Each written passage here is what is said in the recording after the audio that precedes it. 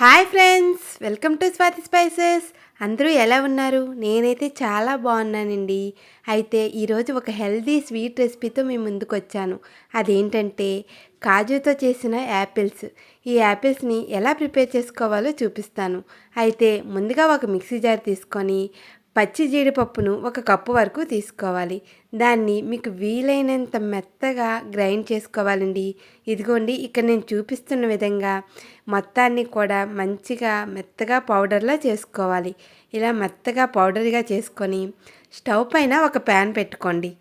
ఆ ప్యాన్ పెట్టుకొని అందులో ఈ మెత్తగా పౌడర్ చేసిన ఈ కాజు మిశ్రమాన్ని మొత్తాన్ని అందులో వేసుకొని లైట్గా ఒక 2 మినిట్స్ పాటు అలా వేయించుకోవాలి. లో ఫ్లేమ్లో పెట్టుకుని మాత్రమే అలా కలుపుకుంటూ వేయించుకోవాలండి.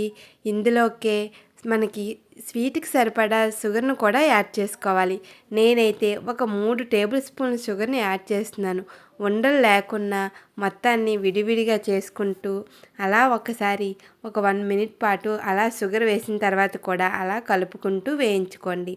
ఇలా వేగుతున్న తర్వాత ఇందులోకి ఒక కప్పు తీసుకొని ఒక టీ స్పూన్ వరకు కస్టర్డ్ పౌడర్ని వేసి అందులో కొద్దిగా పచ్చిపాలను వేసి బాగా మిక్స్ చేసుకోండి.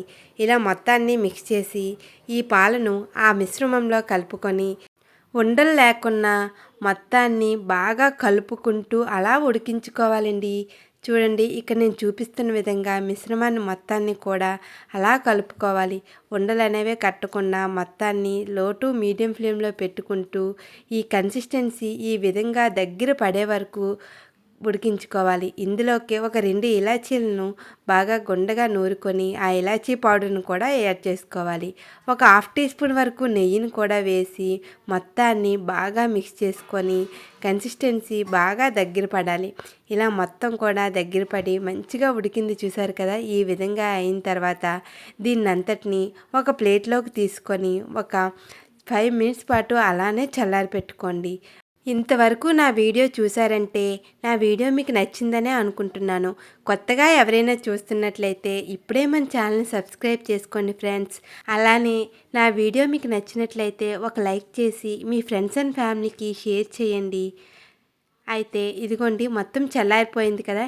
ఇలా చల్లారిన తర్వాత చిన్న చిన్న యాపిల్స్గా చేసుకోవడానికి మనకి ఎంత ముద్ద అయితే సరిపోతుందో అంత ముద్దను తీసుకొని ఇలా మొత్తాన్ని రౌండ్ షేప్లో చేసుకొని ఇక్కడ నేను చూపిస్తున్న షేప్లో తీసుకోండి. ఇలా చేసుకున్నట్లయితే యాపిల్ అనేది మనకి మంచి సైజు వస్తుంది, కరెక్ట్గా యాపిల్ షేప్ వస్తుంది.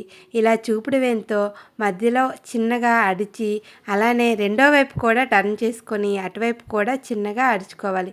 చూడండి, యాపిల్ షేప్ వచ్చింది కదా. ఇలా ముద్ద మొత్తాన్ని కూడా ఎన్ని యాపిల్స్ అయితే అన్ని యాపిల్స్గా చేసుకోండి. ఇలా యాపిల్ షేప్లో చేసుకొని మీ ఇంట్లో వాళ్ళకి కానీ మనకి చుట్టాలు కానీ ఇంటికి వచ్చేటప్పుడు ఇలా స్వీటు చాలా క్విక్గా 10 నిమిషాల్లో అయిపోయే ఈ చాలా టేస్టీ అయిన స్వీట్ అండి. చాలా ఈజీగా కూడా ఉంది కదా. మీరు కూడా తప్పకుండా మీ ఇంట్లో ప్రిపేర్ చేసి మీ రిలేటివ్స్ వచ్చేటప్పుడు ఇలా ఇంటికి గెస్ట్లు వచ్చేటప్పుడు ఇలా ప్రిపేర్ చేసి పెట్టండి. చాలా అంటే చాలా ఇష్టంగా తింటారు, అంత టేస్టీగా ఉంటాయి. చూడండి, నాకైతే 8 వరకు అయ్యాయి యాపిల్స్. ఇదిగోండి, ఇప్పుడు ఈ యాపిల్స్ని ఒక్కొక్కటిగా తీసుకొని వీటికి నేనైతే గార్నిష్ కోసం ఫుడ్ కలర్ని వాడుతున్నానండి. ఈ ఫుడ్ కలర్ అనేది ఆప్షనల్ అండి, మీకు ఇష్టం లేకపోతే స్కిప్ చేయొచ్చు. అయితే ఈ ఫుడ్ కలర్ని ఇయర్ బడ్ ఉంటుంది కదా, దానిలో ఒకసారి డిప్ చేస్తూ లైట్గా వేసుకున్నట్లయితే మంచి యాపిల్ పండు కలర్ వస్తుందండి. కలర్ కొంచెం గార్నిష్ కోసం మాత్రమే నేను యూజ్ చేస్తున్నాను. దీన్ని మధ్యలో మూటుకు కోసం లవంగాన్ని టర్న్ చేసి పెట్టుకోవాలి. అలానే పిస్తా పప్పును కూడా సైడ్గా పెట్టుకుంటే మంచి గార్నిష్గా అవుతుందండి.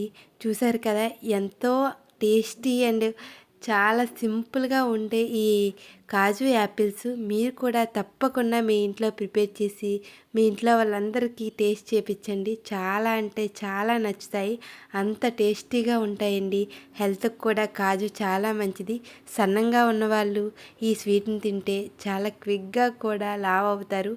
మరి తప్పకుండా మీరు కూడా ప్రిపేర్ చేసి మీకు ఎలా కుదిరాయో కామెంట్ సెక్షన్లో కామెంట్ చేయండి. Thanks for watching.